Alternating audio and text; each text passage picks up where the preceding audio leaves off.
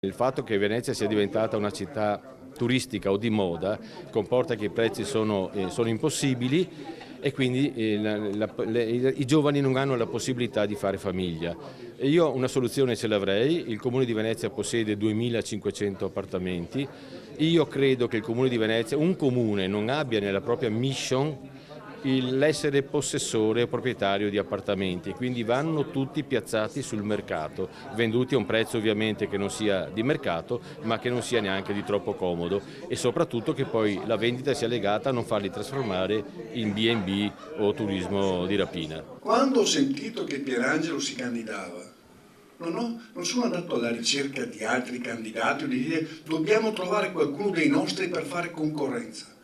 Pierangelo non ha bisogno di tante altre parole, perché prima cosa è indipendentista, se volete autonomista se vi spaventa. Seconda cosa, è veneziano.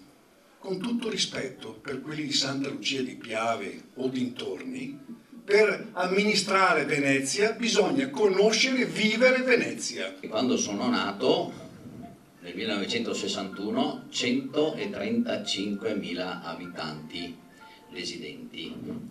Guardiamo in questi giorni meno di 48.000. Mi riferisco chiaramente a dove che sia acqua salsa, che sia chiaro. Se andiamo a vedere gli effettivi residenti, qualcuno dice che sono anche meno. Se vanno a vedere i contatori che girano, siamo 35.000.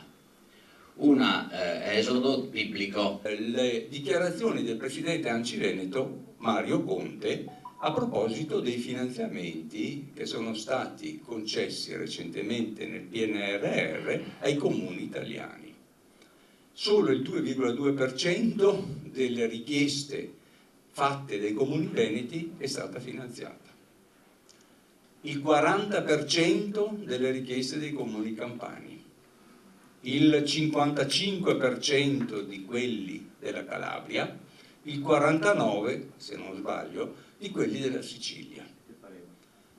E questa è una cosa che bisogna dire ai nostri cittadini. Io vengo dalla parte occidentale del Lombardo-Veneto e, un po' come tanti di noi, negli ultimi anni ci siamo trovati in un modo o nell'altro orfani. In appoggio all'unica lista con degli autonomisti che si presenta a Venezia, Del Zotto merita assolutamente il nostro impegno, ma tutta la lista, ma ricordatevi che ci sono liste civette e questa è l'unica di autonomisti indipendentisti.